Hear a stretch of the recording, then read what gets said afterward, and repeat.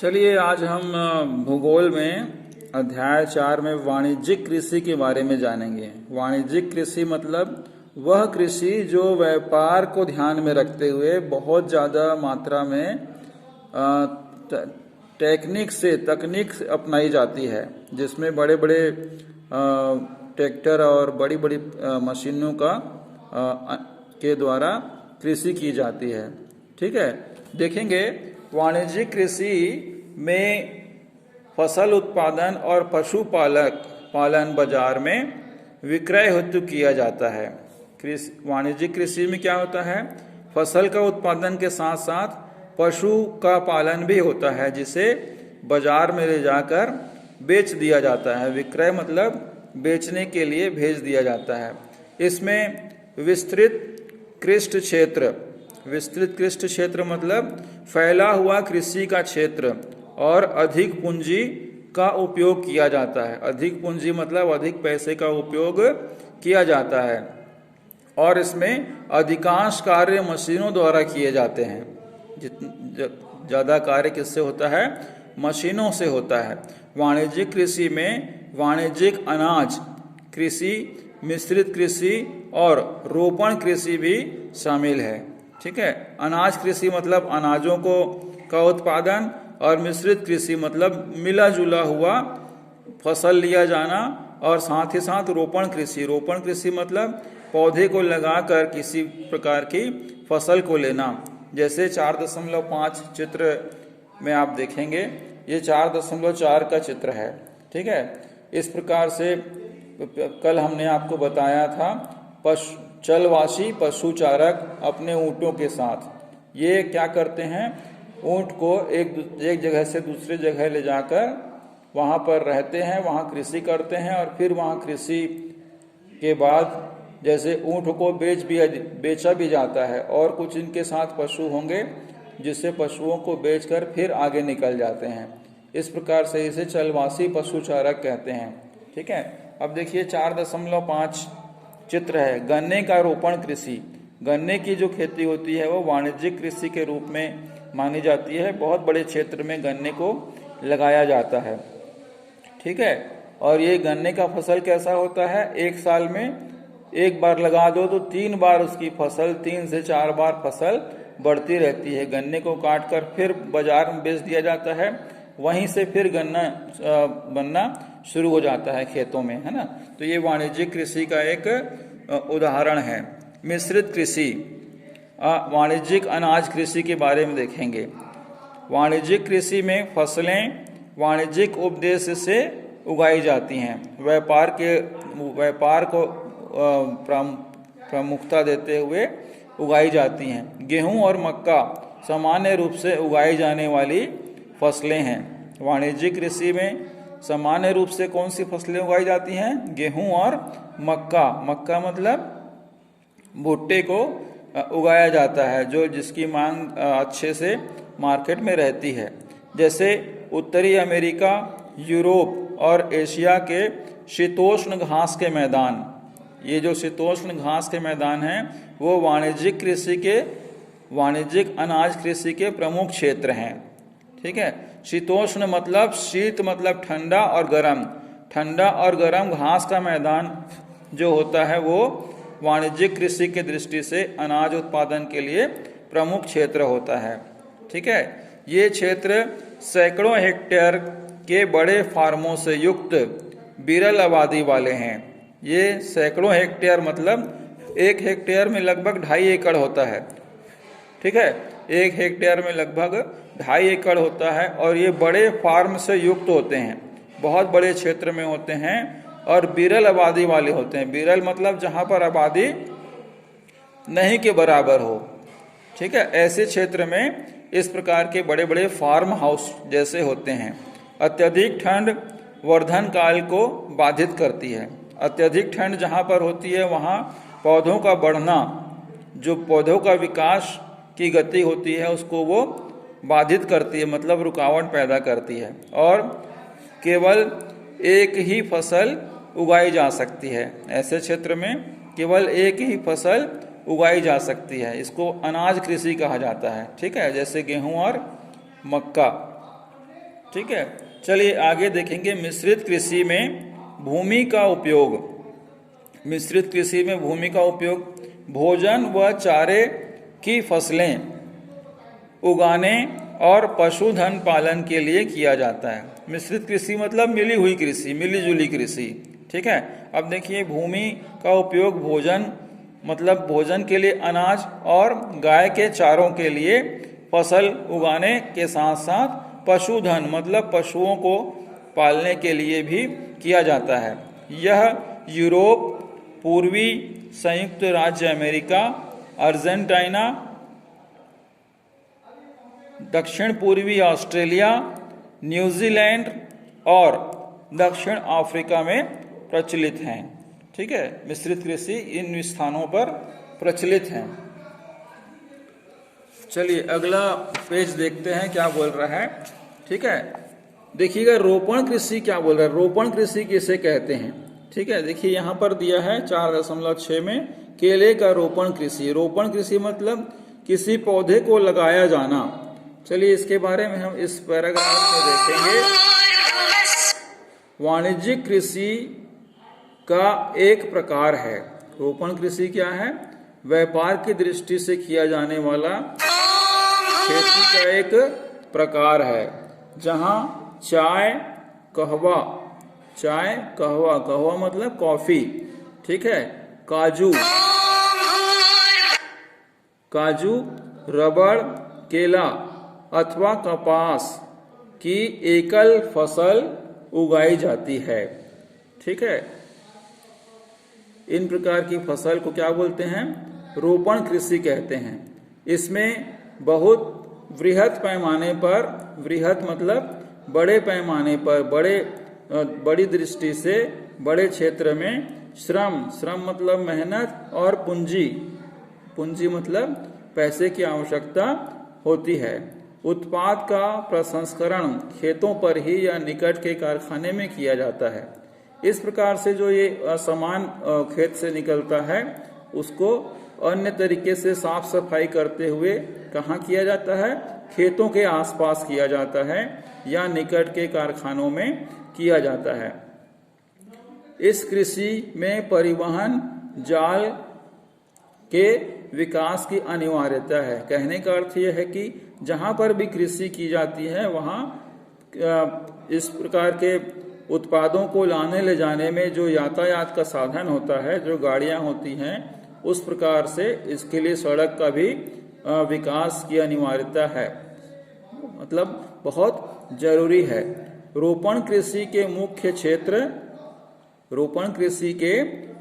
क्षेत्र विश्व के उष्णकटिबंधीय प्रदेशों में पाए जाते हैं। उष्णकटिबंधीय मतलब उष्ण मतलब गर्मी, कटिबंधीय मतलब वन वाले क्षेत्र, ठीक है, प्रदेशों में पाए जाते हैं। इसमें मलेशिया में रबड़, ब्राजील में कहवा और भारत और श्रीलंका में चाय इसके मुख्य उदाहरण हैं। ठीक है, रोपण कृषि में कहाँ पर, मलेशिया में रबड़, ब्राजील में कॉफी, भारत और श्रीलंका में चाय के इसके कुछ विशेष उदाहरण हैं। ठीक है, चलिए आगे देखेंगे मुख्य फसलें।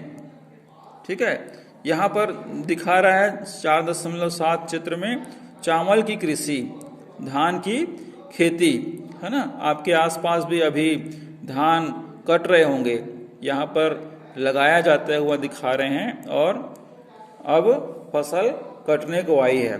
ठीक है, मुख्य फसलें कौन कौन सी हैं, बढ़ती हुई जनसंख्या की आवश्यकताओं को पूरा करने के लिए विविध प्रकार की फसलें उगाई जाती हैं। विविध प्रकार की मतलब बहुत से प्रकार की फसलें उगाई जाती हैं। फसलें कृषि आधारित उद्योगों के लिए भी कच्चे माल की आपूर्ति करती हैं। ये जो फसल होती है वो क्या करती है, जो खेती होती है वह उद्योगों के लिए, जैसे मान लो राइस मिल है, ठीक है, राइस मिल क्या है, एक प्रकार का उद्योग है। तो उद्योग के लिए कच्चा माल क्या है, धान है। तो धान क्या करता है, राइस मिल जैसे उद्योग के लिए कच्चे माल की आपूर्ति करता है, मतलब वहाँ पर उसकी पूर्ति करता है। गेहूँ, चावल, मक्का और बाजरा मुख्य खाद्य फसलें हैं। खाद्य फसलें मतलब खाने लायक जो प्रमुख फसलें हैं वो क्या क्या है? गेहूं, चावल, मक्का और बाजरा। जूट और कपास जो है वो रेशेदार फसलें हैं। रेशेदार फसलें मतलब जिसमें रेशा निकलता है धागे जैसा, है ना। कहवा और चाय मुख्य पेय फसल है। चाय और कॉफी क्या है? मुख्य पेय फसल है। पेय मतलब विशेष रूप से पिए जाने वाली फसल है। ठीक है। चावल के बारे में देखेंगे, ये विश्व की मुख्य खाद्य फसल है। पूरे विश्व में चावल जो है वो खाद्य मतलब भोजन के लिए विशेष फसल होती है। यह उष्णकटिबंधीय और उपोष्णकटिबंधीय प्रदेशों का मुख्य आहार है। ठीक है। कहने का अर्थ है कि गर्मी, जहाँ पर गर्मी ज़्यादा पड़ती है और जहाँ पर गर्मियों के कारण पौधों का विकास जल्दी होता है, जल्दी पकती है, वो ऐसे प्रदेशों का मुख्य आहार है। आहार मतलब हमारा भोजन के लिए लिया जाने वाला तत्व। चावल के लिए उच्च तापमान, चावल के लिए उच्च तापमान मतलब अधिक गर्मी, अधिक आर्द्रता एवं वर्षा की आवश्यकता होती है। ऊंचा तापमान फसल को पकाने के लिए, अधिक आर्द्रता मतलब नमी भी जरूरी है, साथ ही साथ वर्षा की भी, बारिश की भी आवश्यकता होती है।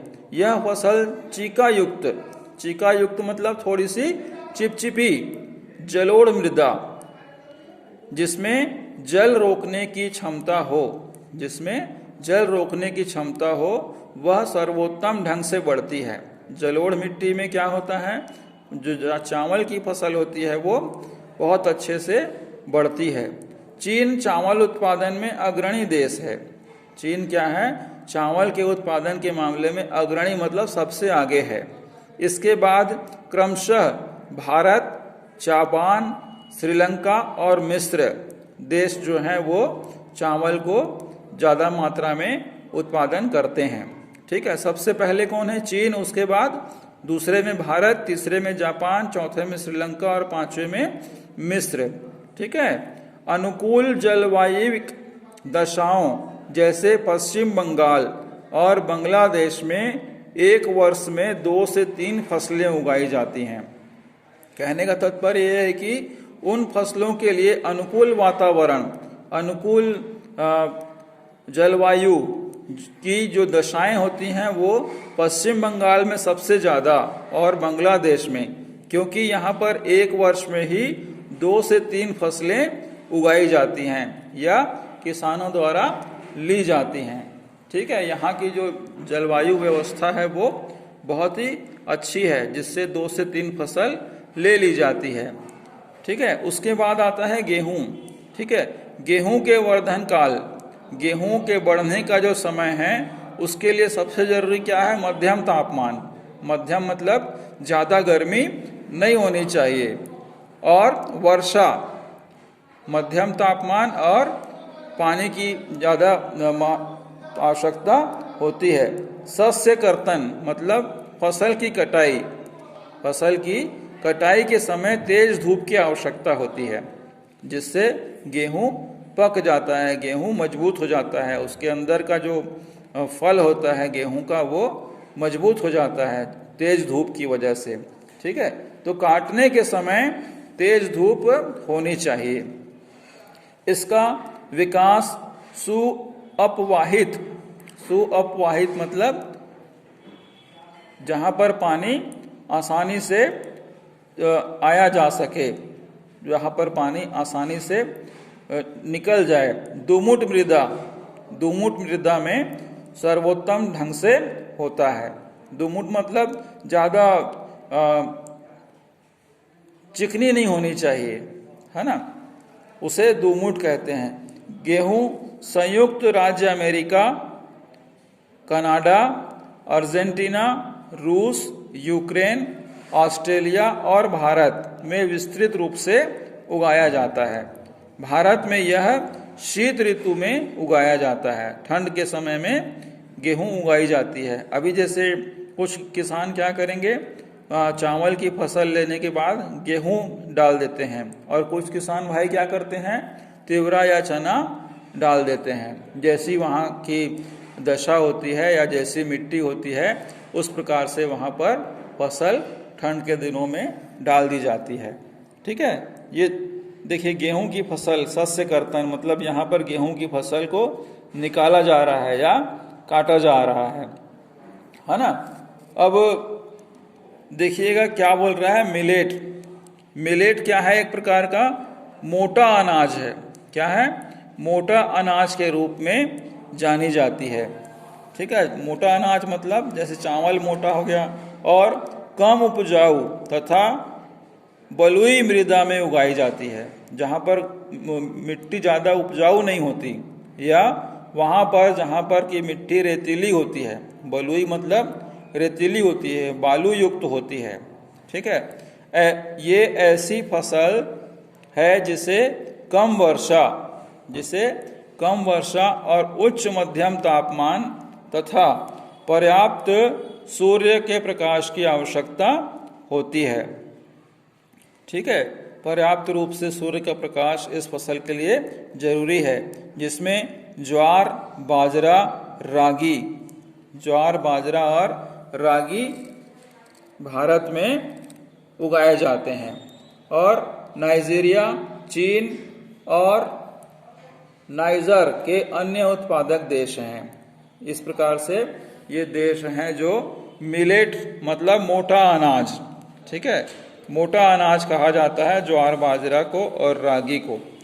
ठीक है, तो इस प्रकार से हमने क्या देखा, फसलों के बारे में जाना है, और हम आगे देखेंगे आने वाले समय में कि आगे कौन कौन सी फसल ली जाती है और कहाँ कहाँ ली जाती है। ठीक है, अपना ध्यान रखेंगे, वीडियो सुनेंगे और पढ़ते लिखते रहेंगे। आपका बहुत बहुत धन्यवाद।